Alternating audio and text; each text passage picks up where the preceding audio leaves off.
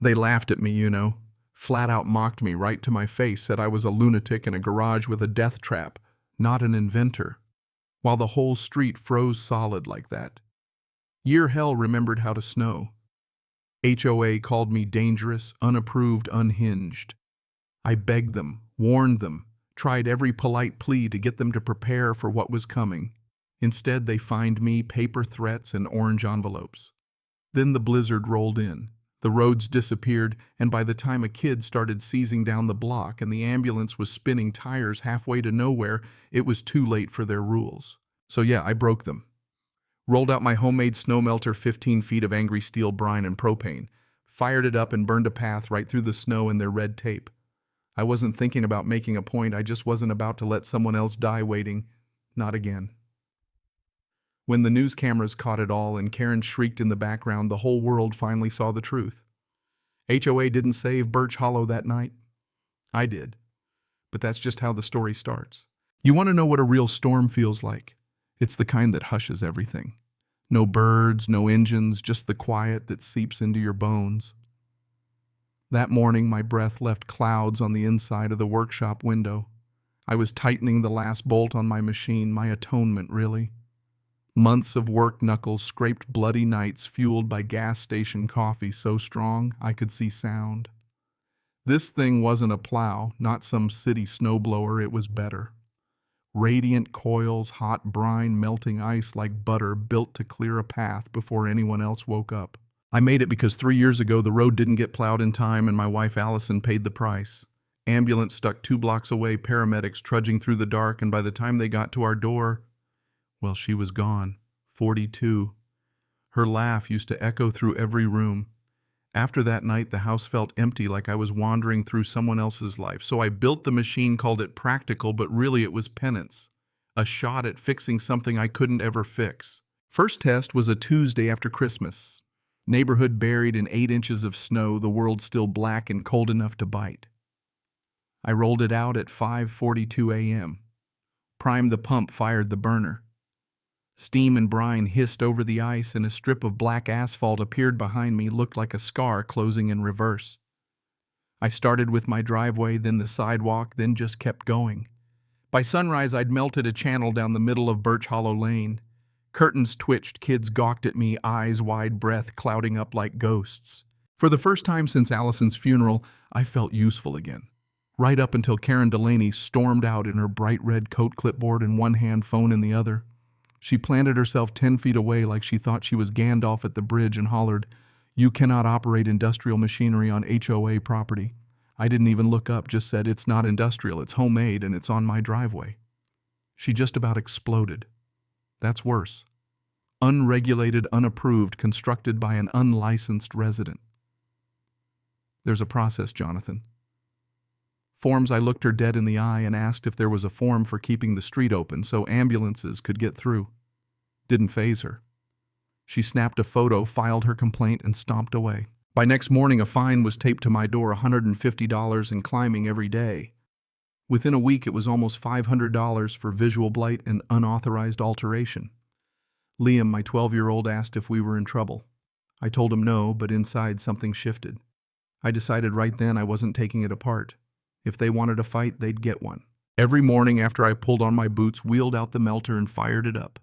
Each day the path got longer, safer, past my property, past the old couple at number 14, past the family with toddlers waving from the window. And every day Karen's retaliation grew sharper. Bigger fines, sticky yellow notices, even snow piled across my walkway in the exact shape of her Range Rover's tire tracks. I cleared it anyway. One night, Liam asked why Mrs. Delaney hated the machine if it was helping everyone. I didn't have an answer that made sense to a kid. Truth was, I was angry quietly and steadily, like snow turning to ice. Kept thinking about Allison and how rules and protocols kept help from getting to her. So I fought back. Wrote the board a formal request, photos, weather reports, even a letter from the local fire chief, an old army buddy who still owed me from way back. Offered to demonstrate the melter sign any waiver. 3 days later, got a 1-page denial unsigned. Continued use will result in escalated daily fines and possible civil enforcement. I pinned it next to Allison's photo in the garage right beside the old newspaper headline, Local woman dies waiting for ambulance delayed by snow. Colder days came. I kept clearing the road. Neighbors left me muffins, cocoa, handwritten notes. Thank yous for keeping us safe. Karen doubled down, showing up with other board members threatening the sheriff. Go ahead, I told her. Call them. Ask how long it'd take their plow to reach us. She said, this isn't about emergencies, it's about rules. If everyone did whatever they wanted, there'd be chaos. I told her we had rules 3 years ago and my wife died because of them. They scheduled a public hearing. HOA wanted a trial, so I gave them one. Clubhouse packed. Karen in her best blazer, presenting like a prosecutor, talked about lawsuits, liability aesthetics, even waved around a glossy photo of my machine like it was evidence at a murder trial. Steve, the only board member with a conscience, let me speak. I told them the truth. I built that thing because the street freezes first, because 3 years ago an ambulance didn't make it because I asked for help and got ignored. Karen snapped back, said I didn't follow procedure. There is no procedure for this, I told her.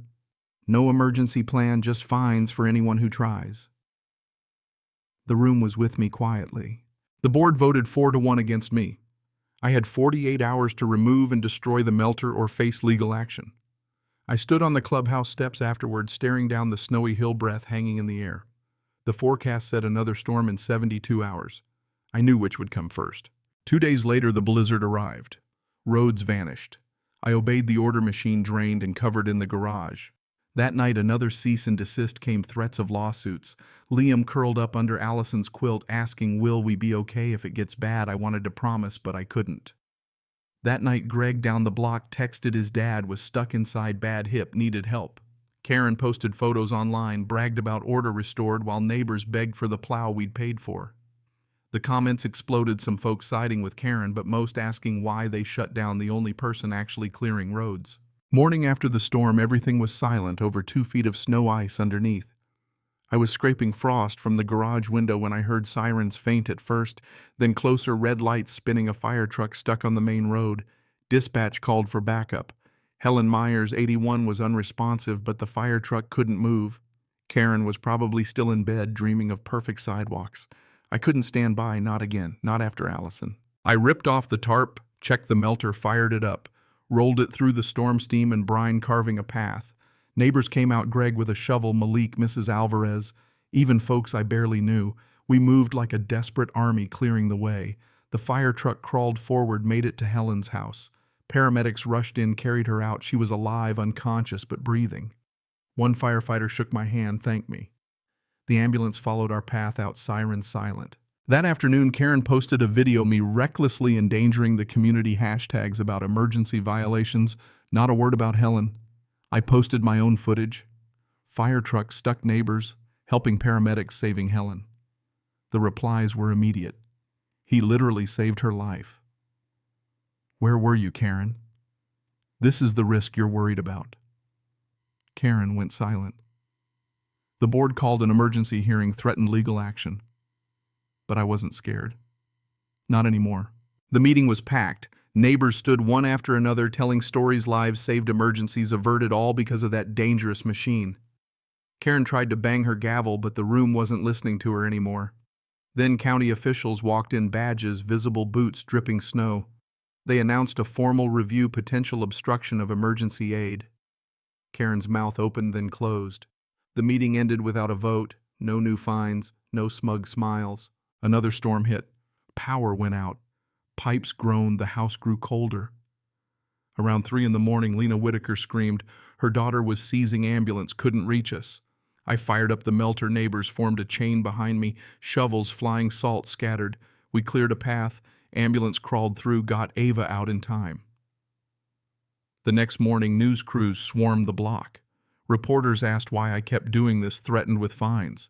Because rules that cost lives aren't rules, they're cowardice with a clipboard.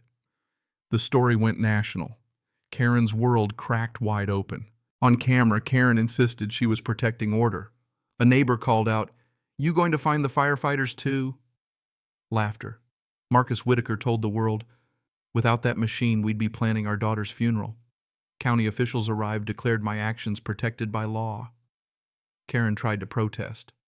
"From what I've seen, what you built wasn't working," the deputy commissioner told her. The crowd cheered. Someone called for a new board vote. Karen walked away alone. Days later, I testified at the county hearing. I laid out every detail, why I built the machine, how the HOA ignored every plea, every proposal. Neighbor after neighbor stood up, told their stories, lives saved, fear turned to hope. Karen tried to defend herself, but her words hung cold in the air. The county's decision was swift and brutal. The HOA's actions excessive, obstructive, negligent. Karen was removed, the board fined, and my melter became an official emergency tool. No more fines, no more threats. We rebuilt the HOA, real elections, real transparency, emergency planning by neighbors for neighbors. Karen's house sold. Nobody mourned her leaving.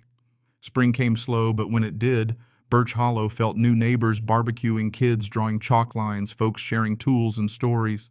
I upgraded the melter, named her Allison in quiet tribute. The HOA installed heated mats, built emergency sheds, ran drills for storms to come. Welcome baskets for new families now included flashlights and notes that simply said, "We look out for each other here." The silence after Karen left wasn't bitter, it was peaceful. Liam and I sat on the porch sipping iced tea, watching neighbors help each other. "Think it's really over?" he asked. "No," I told him, "it's just beginning." Because that's the real lesson, the one I learned the hard way. Rules are just lines on paper. Community is what you do when the storm hits, when you show up for each other no matter what. That's justice. That's what saved us. And as for the world out there, let me ask, when rules get in the way of doing what's right, what do? Do you wait for permission? Or do you make your own path through the snow? Tell me about a time you had to stand up for someone when you saw justice served or not. I want to hear your story because that's what keeps a community alive. So drop your thoughts below about justice, about community, about what it means to look out for each other. Winter will come again, but this time we'll be ready.